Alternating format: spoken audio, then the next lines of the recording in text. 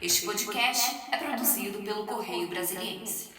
A terceira via nunca representou uma alternativa. Pois é, por que isso, vou hein? lhe dizer por Por que quê. o país está nessa polarização? A que o senhor atribui? Vou lhe dizer, e os líderes dos partidos da terceira via não gostam de ouvir. Aliás, me incluam também nisso. Nós não apresentamos uma alternativa à polarização e nem uma cara para ser alternativa.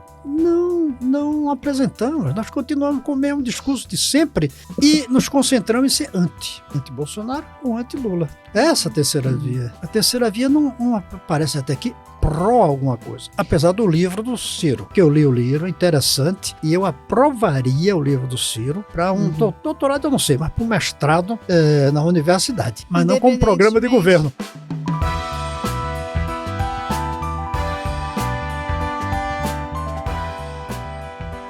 Olá, no ar para você mais um podcast do Correio. Puxa a cadeira, senta aqui com a gente, vamos conversar um pouco que hoje o nosso convidado, olha, ele já fez um pouco de tudo, ele já foi reitor da UNB, ele já foi ministro da Educação, ele já foi governador aqui do DF, senador da República, enfim, não faltou cargo, só não ocupou a presidência da República. Mas foi candidato. Mas foi candidato. Gente, nós estamos aqui com Cristóvão Buarque, que já foi nosso reitor, já passou por alguns partidos, hoje está no Cidadania, mas, olha, ele jurou pra gente que ele desistiu da política, né, Ana Maria Campos? Muito boa tarde. Desisti de ter mandato, na política não. Pois é, muito boa tarde, é um prazer receber o senhor aqui, muito bem-vindo, é um prazer e uma honra entrevistá-lo. Por que o senhor não vai sair candidato? Faz uns 3 anos que eu comuniquei isso a muita gente, com algumas razões. Primeiro, eu creio que eu ainda tenho idade para começar e fortalecer minha carreira de escritor. E estou me dedicado a isso. Em vez de buscar eleitor, eu busco leitor. Depois, porque eu tenho idade já para dizer que dei minha contribuição em mandato e campanhas, que são duas coisas que exigem muito. E poder viver os últimos anos fazendo só o que eu gosto. Eu até costumo dizer que eu tenho 2 dívidas com os eleitores do Distrito Federal. Primeiro, terem me eleito governador, terem me eleito senador uma vez, terem me eleito senador outra vez. E eu devo também aos eleitores terem dito para mim, Gustavo, chegou a hora de você ir para casa. Então eu devo aos eleitores poder viver os últimos anos de vida sem precisar desse esforço monumental. Mas tem 2 razões mais. Eu não vejo hoje qual a bandeira, qual a causa e o partido pelo qual eu fosse candidato. Não vi nenhum que me entusiasme. Nem o que o senhor está, ou Cidadania? Não, nem um pouco, até porque o Cidadania, contra a minha vontade total, se fundiu, como eles dizem, fez uma federação com o PSDB, com um caos completo aqui, eu acho que no Brasil inteiro. E a causa mesmo, pela qual eu luto, continuo lutando, que é a causa da educação. 2 livros recentes, que ainda não foram publicados, sobre isso, sobre educação. E outros aí no forno, como se diz. Essas foram as razões. Eu creio que eu entendi o recado do eleitor, agradeço o recado, porque eu acho que foi correto, eu acho que foi certo o eleitor do Distrito Federal ter dito, vou votar para renovar. Eu vou contar uma história para vocês. Eu estava em Taguatinga fazendo campanha em 98 e vi um homem de uns 40 e poucos anos, mais até, olhando aquele movimento, e me aproximei. Ele apertou minha mão e disse, de maneira meio fechada, você sabe que você é o melhorzinho desses que tem aí, né? Assim mesmo, melhorzinho. Eu disse, muito obrigado, mas está difícil, as pesquisas me põem na frente, mas não está fácil, ajude. Ele parou e disse, eu disse que você é o melhorzinho, mas não vou votar em você. E ele explicou por quê? Explicou. Ele disse, eu quero outro.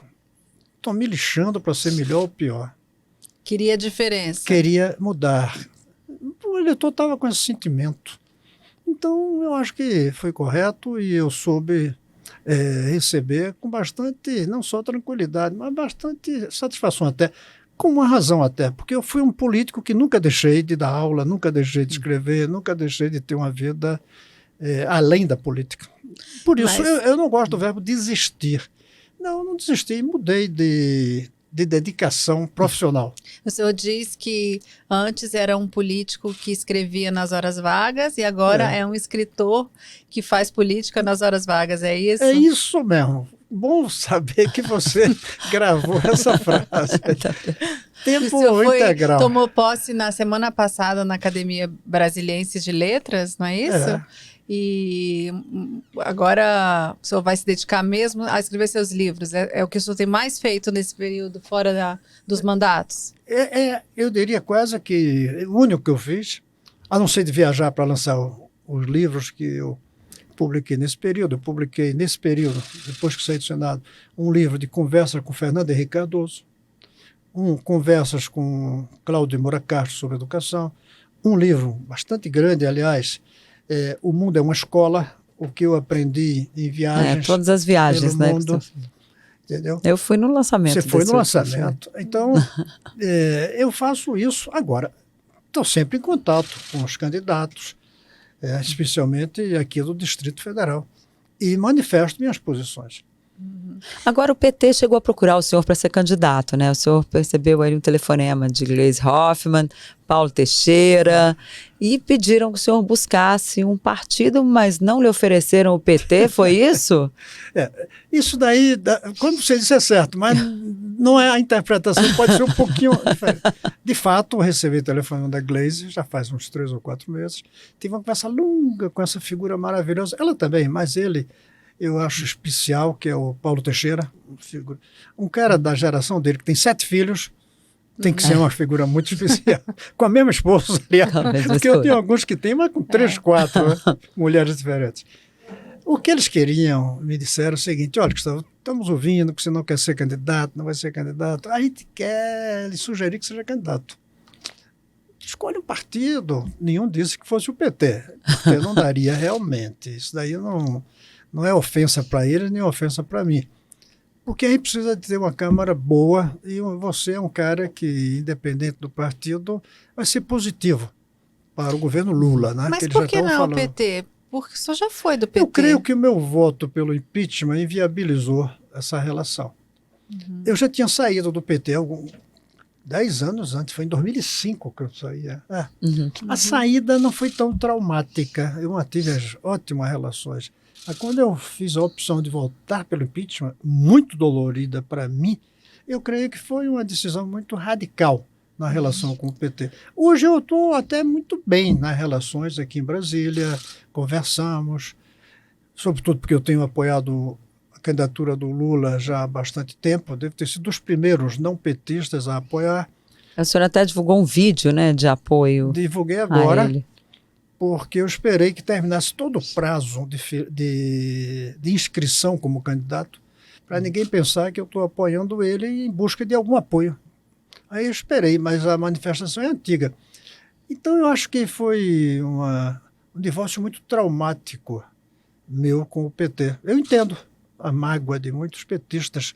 Eles não conseguem entender como é que se podia votar pelo impeachment. É interessante que todos os petistas votaram pelo impeachment do Collor. Todos. Não teve nenhum que não votasse. Foi. E dizem que o da Dilma foi golpe. O do senhor... Collor foi impeachment. Eu admito que são figuras muito diferentes, Dilma e Collor, que as razões foram diferentes. Mas o procedimento foi absolutamente igual do ponto de vista constitucional. E a Dilma ainda recebeu uma deferência, que foi votarmos para que ela pudesse continuar, não perder os direitos políticos, né, de se candidatar. Que o Collor Agora, o senhor se arrepende desse voto a favor do impeachment? É uma pergunta que não se responde tão fácil. Se eu for olhar do ponto de vista de uma análise, eu não podia fazer diferente, porque eu passei 2 anos dizendo que a presidente Dilma estava cometendo crime de responsabilidade. Fiz uma audiência pública no Senado. Eu escrevi um relatório em que se dizia isso. Eu, como economista, disse que isso vai dar recessão, desemprego, vai trazer inflação. Isso é uma irresponsabilidade que vem do populismo tradicional. Votar, como eu pensei, contra o impeachment, eu acho que seria incoerência. Eu cheguei a pensar, em vez de fazer aqueles discursos, fiz muito sobre o assunto, subi na tribuna e dizer: tudo que eu disse é verdade, mas não vou deixar minha digital no impeachment de uma presidente. E sentar e pronto. Pensei isso. Mas seria fugir. Seria uma fuga. Mas voltando à sua pergunta. Agora, do ponto de vista do custo pessoal, não político, o custo pessoal, as acusações que eu recebi, até contra minhas netas, chegaram a botar cartazes dizendo: meu vovô é golpista, na frente do prédio onde elas moram até hoje. Na época, uma tinha 9, outra 5 anos. Aí eu digo: poxa, será que valeu a pena? Será que valeu a pena? É uma pergunta anterior a se arrependeu. Então, digamos que eu estou na véspera.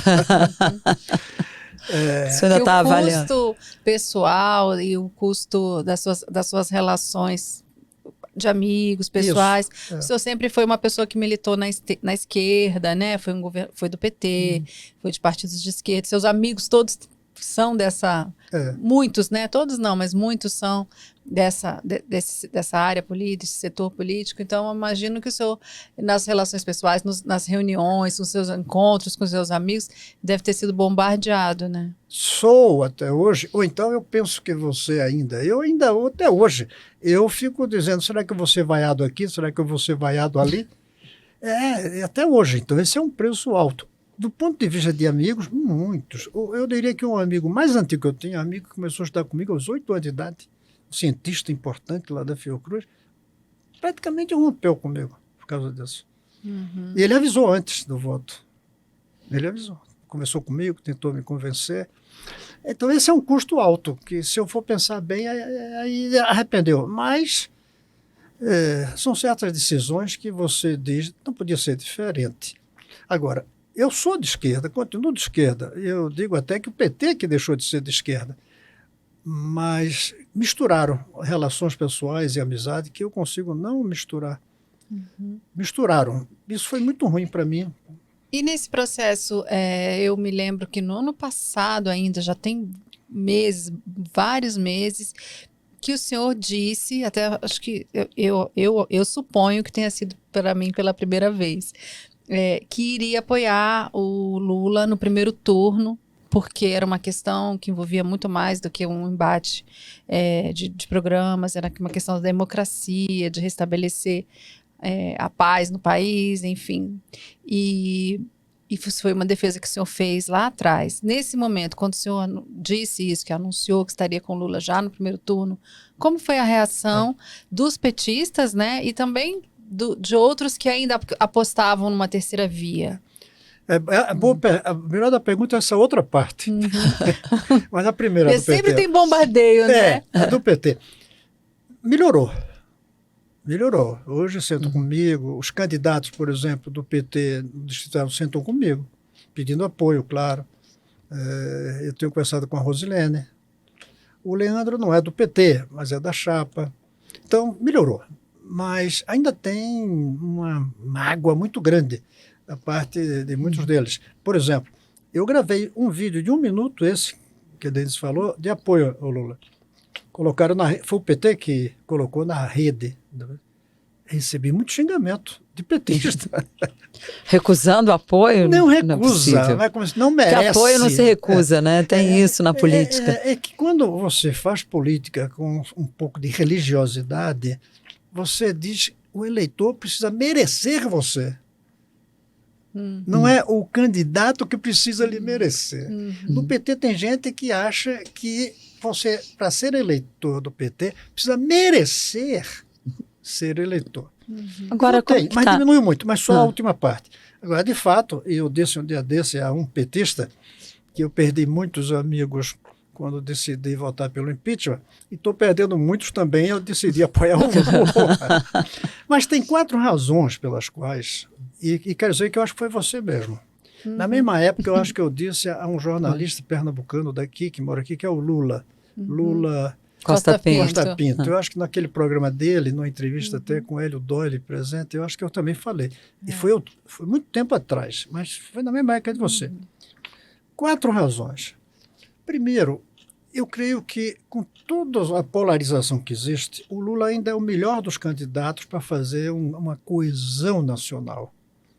é o que tem mais capacidade de colocar empresários e trabalhadores, agronegócio e ambientalista, analfabeto e universitário, coesão. E dá um rumo, segunda razão. Porque ele foi 8 anos presidente, vamos reconhecer, foi bom presidente do ponto de vista de responsabilidade fiscal, compromisso social e presença internacional. Mas Terceiro, tem aquele... Bom, só termina, depois a vamos ver, gente deve ser analisa talvez até eu todos os chegue lá. pontos. Terceiro, o Alckmin. O Alckmin é uma razão a mais para votar no Lula, porque demonstra que ele percebeu que foi um equívoco o conflito PT-PSDB entre 92 e 2018, que eu fiz até um livrinho em que eu ponho isso como o primeiro dos erros dos democratas progressistas. Em vez de se unirem para dar coesão e rumo ao Brasil, se dividiram. Ao trazer o Alckmin... Todos de olho no poder, né? Hein? Todos de olho no poder, né? Pior, Denise, todos de olho de poder da Prefeitura de São Paulo. Esse é o problema do PT e do PSDB. Eles são paulistanos demais. Então, eles ficam pensando quem vai ser o próximo prefeito de São Paulo. Aí, brigam no Brasil inteiro. E quarto, eu ainda acho que Lula é o que tem mais condições de enfrentar e vencer e evitar o abismo de Bolsonaro mais 4 anos. Pois é, mas tem uma parte aí, pelo menos o presidente Bolsonaro vai adotar muito essa estratégia na campanha de relembrar aqueles escândalos lá do Mensalão, do Petrolão. Tivemos a delação premiada de Antônio Palocci, que é uma coisa que pegou, os ministros do Bolsonaro diziam assim, mas só quem tem primeiro escalão lá preso é o Lula, olha só, vai lá o Palocci, não sei o quê, foi o ministro da Fazenda preso, né, depois desse processo. Isso não ocorre no governo Bolsonaro. Eles vão bater muito nessa tecla, né, nos próximos dias e aí no próximo mês, porque faltam aí 40 dias, né, para a eleição praticamente. Como é que o senhor vê isso? O PT está preparado para responder essas questões? Porque Lula não foi inocentado, né, no processo. Não tenho a menor ideia se eles estão ou não. Eu não estou na campanha, não estou participando, não faço parte de nenhum grupo de apoio ao Lula, eu manifesto minha posição. Agora, eu creio, quando eu disse o Alckmin, eu disse que é um Lula aceitando uma certa análise de equívocos. Eu creio que ele deveria, há muito tempo atrás, eu já disse, reconhecer, olha gente, essas malas cheias de dinheiro, essas contas bancárias na Suíça, não são invenção. Todo mundo vê. E eu não vou deixar que isso aconteça mais no próximo governo, porque vou tomar as seguintes vacinas anticorrupção. Ou seja, devia ter feito isso lá atrás, né? No governo da presidente Dilma, no caso. E eu digo mais uma coisa. Pessoalmente, ninguém tem nenhum indicador de enriquecimento do Lula. Não tem. Sinal de riqueza, não tem. E foi considerado suspeito o juiz que o condenou. Então eu tenho a impressão que ele, sinceramente, eu sempre acreditei que Lula pessoalmente não se locupletou. Aqui e ali pode ter o apartamento, como é que chama, o triplex, não sei o quê, mas eu não vejo um presidente do Brasil... Não teve uma prova que esse apartamento era dele, né? Não assim, tem. Né? Não tem. Essa semana eu vi que um desses Bolsonaro dizendo na declaração de bens do Lula não está o triplex. Não está, ele nunca disse que era dele.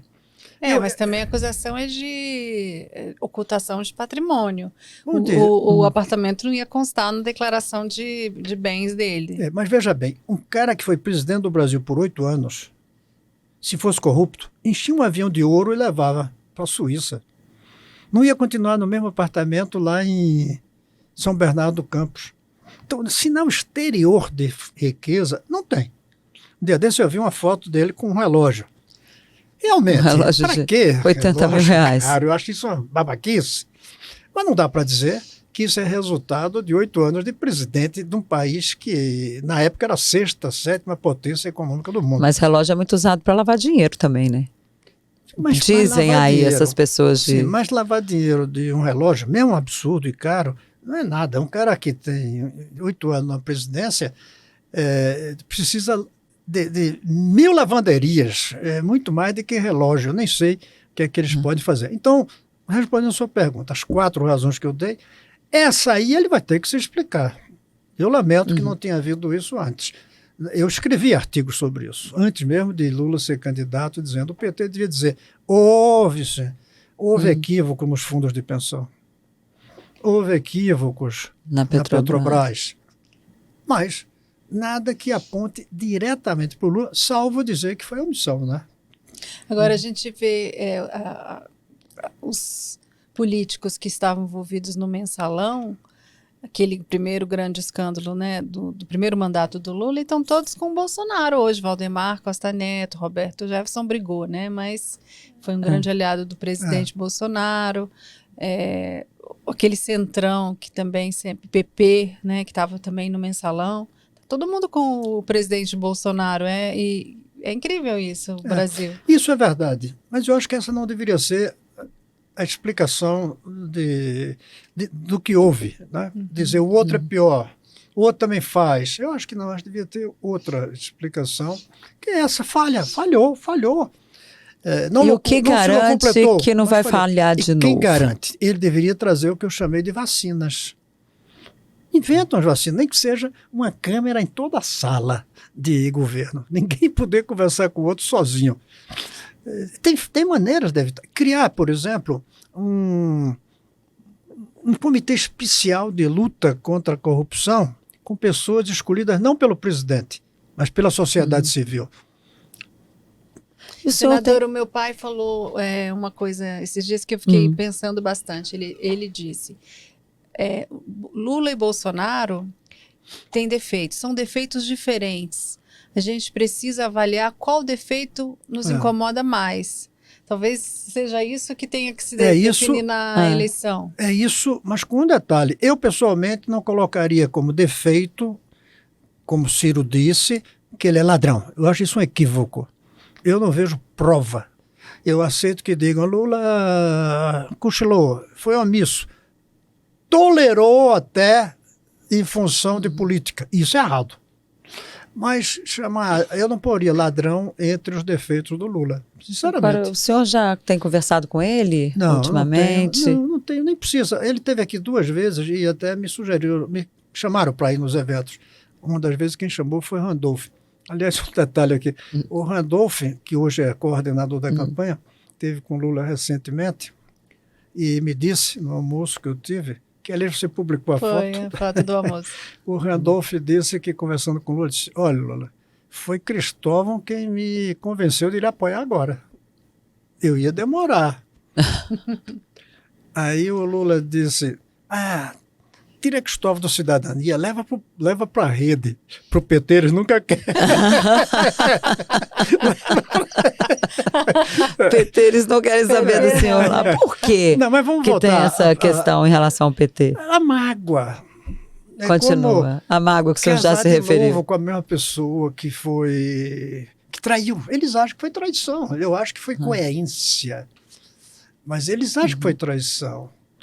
Como eu acho que foi uma certa traição o sindicato dos professores, liderado pelo PT, ter feito aquela greve contra mim na véspera da eleição de 98. Não teve governador que Foram cuidasse meses, né? Quanto tempo de greve? 70 dias. Por quê? Porque eu dizia uma frase muito bonita poeticamente, mas um desastre politicamente. Eu dizia, no meu governo, o professor não precisa fazer greve para ter aumento de salário quando tem dinheiro. E não adianta fazer greve se não tem dinheiro. Não tem dinheiro. E não tem. Eles esquecem que eu dei um aumento de 66% nos primeiros 3 ou 4 meses de governo. Tão alto que eu não paguei o 13º de todos os funcionários em 95. Não sobrou para pagar. Não sobrou. Eu tive que adiar alguns funcionários o 13º, que é um constrangimento. Hoje eu digo aqui tranquilamente, mas é um constrangimento, por causa do aumento aos professores. E depois eu contratei 5.000 professores. Esses já entraram com novo salário. Então eles fizeram a greve porque não tiveram salário, aumento. Não tiveram aumento. Tinham tido antes. Então, tem esse sentimento de traição, e é natural. Mas o senhor que eles gostou tenham. de ser governador? Porque Gostei eu me lembro que o senhor meio que pensou, titubeou para disputar a reeleição. Sim, mas não aí... foi um candidato, não foi uma coisa, um entusiasmo para a reeleição, e nunca mais quis se candidatar ao governo. Não, aí sim. A palavra é frustração no final do governo com aquela greve. Aquela greve me marcou muito, muito. Emocionalmente. Eu até disse um dia lá para uns caras, se eu fizer uma greve de fome aqui até que a greve acabe. Mas não faz parte Aí eles do disseram, jogo? vão te deixar morrer. Não faz parte do jogo? Faz. Essas greves e tal? Faz. Mas o senhor teve problema com o PT também no seu governo? Não, tive muitos, mas problemas desses, de greve, de contestação. Minha relação com o Fernando Henrique Cardoso, que era muito boa, havia um incômodo do pessoal do PT. Com certo. Eu me lembro que o senhor teve problema com o PT na campanha de 94, quando o senhor recebeu doação da Odebrecht declarada, oficial. E mesmo assim. Na época era permitido. Pois é. Não era permitido, não tinha nada de legal. E já começou o governo com esse embate com o PT. Ou seja, eu era uma espécie de terceira via dentro do PT. E isso dava problema. Incomodava, né? Eu lembro uma vez que José Serra, ministro da Saúde, me chama no gabinete dele, como eu já trabalhava aqui no Correio, 98, e pergunta assim para mim, o que eu posso fazer para ajudar o Cristóvão? Eu falei, eu que sei, ministro, o senhor que tem que chamar ele, sei lá, fazer um movimento aí, alguma coisa do Ministério da Saúde, chamar ele aqui. Ele falou, ele queria muito lhe ajudar. Olha, isso causava uma ciumeira grande no PT, né? Causava, mas causava lá também. Lá também. O Arruda não perdoava. E verdade. Só não teve melhor colaboração por causa do Arruda. Lembre-se que o Arruda era o líder. Eu fui funcionário do governo no Senado e louco para estar na sua cadeira, né, de governador. Antes de vir para o Brasil, eu fui 6 anos do Banco Interamericano de Desenvolvimento Exterior.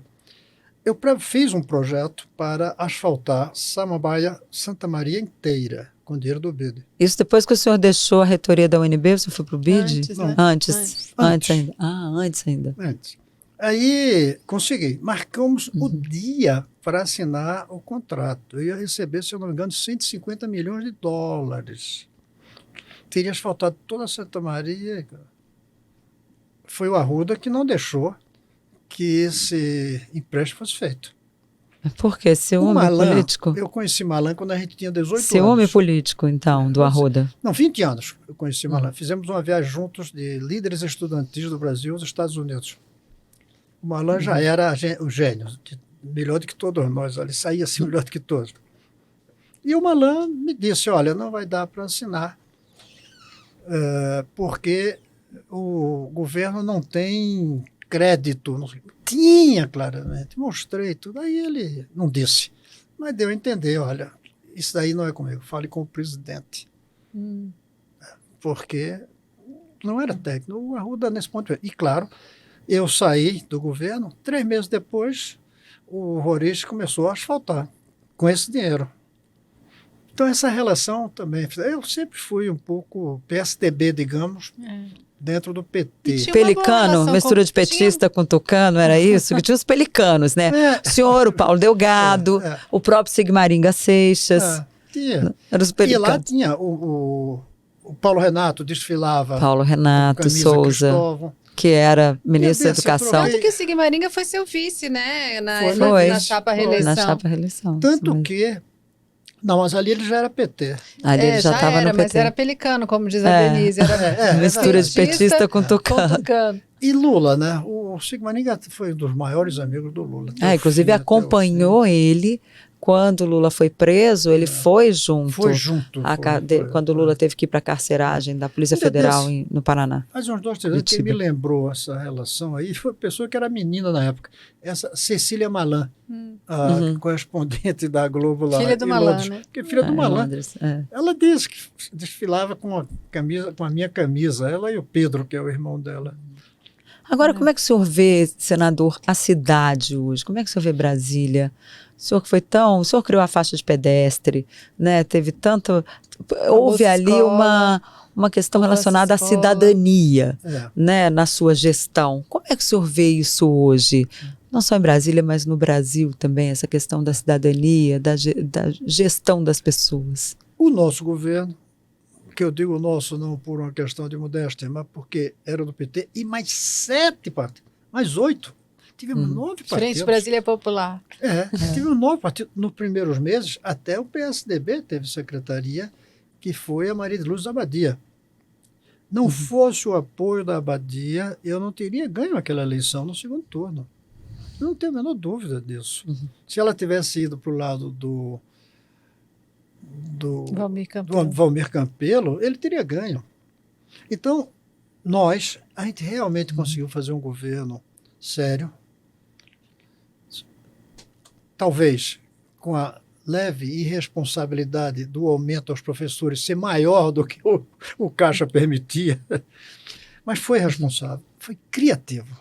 Um dia desse eu dei para o Leandro Graça, candidato, a lista dos projetos do nosso governo. Eu tenho isso, uma bandeirinha do Brasil, e no outro lado... O senhor vai votar no Leandro Graça? Eu tenho conversado com ele e com a Leila. Pronto, já estou dizendo que eu vou... Já funilou, né? E aqui digo de público, eu acho que os candidatos ao Senado desse bloco deviam se unir. Senão, eles vão eleger claramente ou a Flávia ou a Damares. Não tem dúvida, se mantiver Rosilene, Joê, Pedro Ivo, que é aquele com quem eu tenho mais contato esse tempo todo. PSB não lançou candidato ao Senado. Se eles não se juntarem, então aí eu estou defendendo a junção. E o senhor conversou com a Rosilene, né? E ela é aberta, essa proposta de repente, abrir mão para apoiar um dos outros? Ou o problema é quem vai, tirar, né? Aí são duas coisas. Todos são, desde que seja ele, ou ela. E segundo, todos dizem que talvez não dê mais. Não dê mais pelos interesses partidários do fundo. Isso significa abrir mão, hoje em dia é isso, significa abrir mão de recursos para o partido. Não dá mais porque a pessoa já criou uma quantidade de cabos eleitorais, simpatizantes. A campanha já está na rua, né? Fica difícil, né? Fica difícil. Voltar atrás nessa altura do campeonato, né? Mas você vê, desde que eu dei meu primeiro voto, aos 18 anos de idade, eu nunca cheguei perto da eleição sem saber em quem ia votar. Eu sempre fui daqueles, ideologicamente, que já sabia, meu candidato é fulano de tal. No caso de Recife, Arraes. Brizola, anos depois. Dessa vez eu disse, eu queria chegar sem ser candidato, mas cheguei sem ter candidato. No DF. Embora esteja afunilado. No DF, nacional eu tenho. Mas está afunilado de qualquer maneira. Pelo menos já está encaminhado aí para ver. Vai depender de quê? De quem apresentar não sei. melhores propostas? Chega um momento que a gente aceita. Com um voto útil também, Por quem exemplo, tiver melhor. Sabe uma das coisas? A Denise trouxe aqui. Quem é que vai trazer os projetos que eu criei aqui? Quem é que vai trazer a poupança escola? Que eu acho que, inclusive, daria bons votos se você defendesse. É bom lembrar o que é. Cada menino que passava de ano recebia um dinheiro na poupança, que só tirava se terminasse o 2º grau. Eu achei esse projeto... E que Federval acabou? Acabou, o Roriz acabou. E o dinheiro ficou no BRB, que a gente chegou depois de 3 anos. Quem é que traz a mala? Então tá lá até hoje no BRB esse dinheiro? Não sei. Tem que ir atrás desse dinheiro, né? Deveria, inclusive as mães. O Paulo Otávio andou dizendo que se for eleito vai te convidar para ser secretário de Educação. Não, isso daí eu li no jornal. E o Regufe, secretário de Saúde. Mas eu já digo de público que não aceito, mas não é porque Por Paulo que o senhor não aceita? Se a sua missão, a sua principal causa sempre foi a educação. Mas eu acho que eu tenho uma missão nacional para a educação. Ou seja, então se o Lula ganhar, o senhor vai ser ministro? Não serei. Primeiro porque ele não vai me chamar. Como assim uma causa nacional? Porque o senhor foi ministro lá atrás, ficou um ano, deu aquele constrangimento do Zé Dirceu. Mas segundo, tem um conflito entre ele e eu na educação. O Lula é um ministro, e ele me disse quando me demitiu, que cuida do ensino superior. E eu defendo que a educação base é fundamental para que a universidade funcione bem. Eu não quero cuidar de universidade. Tanto que eu defendo há muitos anos e defendi ao Lula, quando ele me convidou, de criar um ministério só da educação de base. separado do ensino superior. Senão as universidades tomam conta do dinheiro Mas todo. no sistema, o que os governantes, pelo menos o governo federal, sempre alega é que o ensino básico é função do município, o ensino médio é função do Estado, né, dos governadores, e a União caberia cuidar do ensino superior. Isso continua dessa forma? Continua, mas a O minha seu pergunta, projeto isso funcionou? Não, porque nós temos uma situação que o ensino está cada vez pior no Brasil, né? Como é que você quer que os municípios pobres do Brasil cuidem de suas crianças? Não cuidam, não tem dinheiro. Mas não é dinheiro, não. Até errei, não tem recursos. É dinheiro, é professor qualificado. Imagine Pois o senhor defendia a federalização do ensino primário, né? Do primeiro. Primário e segundo grau. Primeira infância ali também, o ensino. Toda a educação de base. O ensino básico. E como é que está isso? O senhor acha que é possível implantar esse projeto? Claro que é, em 30 anos. Não de repente. E as minhas propostas todas, e análise, os custos, por cidade. Ou seja, o governo federal adota todas as escolas de um município pobre, que não tem condições de dar uma boa educação. O senhor falou que está esperando... Detalhe, adota essa cidade, depois outra, depois outra. Não seria difícil adotar... fazendo isso, devagarinho. De 100 em 100 cidades por ano, novas. Em 2 anos você muda completamente. Você manda para lá professores federais, um novo concurso, com salário bastante alto, para os funcionários do Correio Brasiliense preferirem ser professores. E não aqui. Salário muito alto, para atrair os melhores quadros. Refaz todos os prédios, equipa esses prédios, tudo em horário integral. No Brasil inteiro demora para fazer. Como demorou em todos os países do mundo. O senhor foi ministro em 2003. Sim. Já são 20 anos. Se tivesse dado certo, se tivesse Claro, seguido o seu projeto, a gente já estava quase chegando lá. Eu né? comecei, não tão radical assim, mas nós adotamos 27 cidades, que a gente chamava Escola Ideal, era o programa. Se tivesse feito, estaria hoje, pelo menos mais da metade das cidades já estariam com essa escola nova.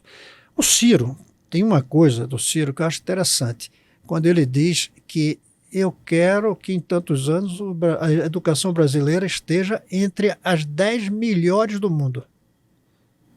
É isso que a gente tem que ter como meta. Uma. Mas e a o outra senhor está apoiando o Lula. O Lula já adotou o seu projeto? Não sei, mas vou responder até quando uma pergunta anterior, se eu já tinha conversado com o Lula. A segunda, o Ciro não fala, é que o filho do mais pobre tem uma escola tão boa quanto o filho do mais rico. Não dá para dizer a mesma escola, porque moram em lugares diferentes, mas com a mesma qualidade. Como é em qualquer país sério do mundo. Mas qualquer país sério do mundo demorou anos e anos. Então, o Ciro de vez em quando fala isso. Mas eu acho que o Ciro tem uma visão do Brasil nostálgica dos anos 50. Ele acha que é o Estado que resolve.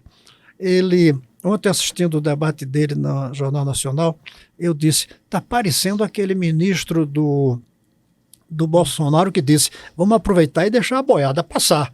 Porque o que ele dizia, em 6 meses eu faço tudo isso. A boiada vai passar. Não vai dar. Ele não tem essa sensibilidade que o Lula tem. Agora, você perguntou lá atrás se eu tinha conversado com o Lula. Aí eu lhe disse, e a gente mudou, que 2 vezes que ele veio aqui, eu fui convidado, uma delas pelo Regufe, em uma casa que ia ter um encontro com outro, não era comigo. E eu disse, diga ao Lula que convide quem não decidiu ainda votar nele. Eu já decidi, não preciso confessar não. Mas voltando para a educação. O Lula tem a ideia de que tem que oferecer a universidade para todos. E não que deve garantir que todos terminem o ensino médio com a máxima qualidade e os melhores entrem na universidade. Ele acha que é um objeto, ele vê a universidade como um bem de consumo. Sinceramente. Eu falo aqui, vou votar nele, mas essa falha, para você dizer ao seu pai, que a gente tem que escolher, tem que escolher as falhas. Essa falha eu acho que o Lula ainda tem. E eleitoralmente ele tem razão. Ninguém ganha voto dizendo que o filho vai ter um bom ensino médio. Qualquer um ganha voto dizendo que o filho vai entrar na universidade. Mas não adianta se a universidade chegar na universidade sem base, sem conteúdo. Isso. É o que está acontecendo. Que é o que está acontecendo. Olha, a USP, para onde vão os melhores do Brasil, até porque tem essa coisa muito boa que o governo Lula fez depois que eu saí, graças ao Haddad, que é a seleção nacional, né, pelo Enem. Então, os melhores escolhem a USP. A USP, eu tive um dia desse com o reitor, um programa de televisão em São Paulo, só 53% termina o curso. 47% abandona o curso. Em física, ele disse que tem semestre em que não tem um aluno se formando. Entram 20 e nenhum se forma. Porque fizeram uma educação, um ensino médio sem qualidade. Então, essa mentalidade tinha que mudar no governo Lula próximo. É dizer, o grande problema do Brasil é a educação de base. Um problema é uma universidade, mas o grande problema é o ensino, é a educação de base. Mas o senhor vê perspectiva de mudança? Não Pelo sei que o senhor se tem tem, acompanhado não aí sei, dessa não dá área? para saber, mas eu sei que tem muito mais chance com ele do que com Bolsonaro, ou até mesmo com os outros candidatos da terceira via, além de que eles não têm alternativa. A terceira via nunca representou uma alternativa. Pois é, por que isso, vou lhe hein? dizer por Por que quê. o país está nessa polarização? A que o senhor atribui? Vou lhe dizer, e os líderes dos partidos da terceira via não gostam de ouvir. Aliás, me incluam também nisso. Nós não apresentamos uma alternativa à polarização e nem uma cara para ser alternativa. Não apresentamos. Nós continuamos com o mesmo discurso de sempre e nos concentramos em ser anti-Bolsonaro ou anti-Lula. Essa terceira via. A terceira via não aparece até aqui pró alguma coisa, apesar do livro do Ciro, que eu li o livro, interessante, e eu aprovaria o livro do Ciro para um doutorado, eu não sei, mas para um mestrado na universidade, mas não como programa de governo. Independentemente de quem ganhar a eleição agora, em 2026, o que vem? Vai surgir uma liderança? Essa é a grande pergunta e é o que eu digo. Eu estou pensando em 2026, não para ser candidato, eu estou pensando que até 2026 a gente possa formular uma alternativa para o Brasil. E aí o Ciro é muito convincente quando ele coloca as coisas. Só que ele é convincente como se fosse o assessor do presidente e não como se fosse o presidente. Qual é a diferença? O assessor não tem não tem a obrigação de fazer. Aí ele diz aquelas coisas, impossível fazer aquilo, não vai ter maioria no Congresso para aprovar.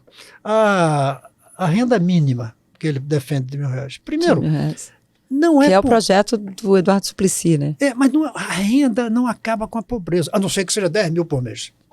Menos que isso não tira a pobreza. Só tira a pobreza é garantir saúde, educação, moradia, saneamento.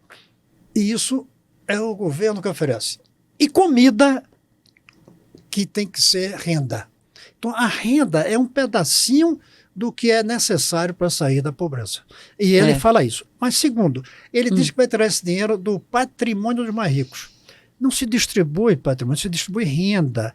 Um cara pode ter 100 milhões, que ele fala 20 milhões, né? Não são 100 milhões. Como é que você distribui 100 milhões que o cara tem de apartamento em Paris, em Nova York ou no Brasil? Acaba retirando do Brasil, né? Vai ter que vender. Então, é a renda que se distribui. E a distribuição da renda não é o caminho para erradicar a pobreza. É o contrário. O aumento da renda nacional virá quando a gente erradicar a pobreza. Pois é, professor, infelizmente nosso tempo acabou. Eu queria agradecer muito a sua presença aqui e já fica o convite para o senhor voltar ao podcast do Correio. Pode convidar, Tem muita história para contar. Ele não contou nem a metade, eu né, não gente? sei. Vai ter que vir de Mas novo. eu tenho uma coisa mais importante do que ter muita história. Eu tenho muito tempo, se vocês quiserem. Eu hoje trabalho mais do que nunca nas minhas coisas. Mas a agenda é livre.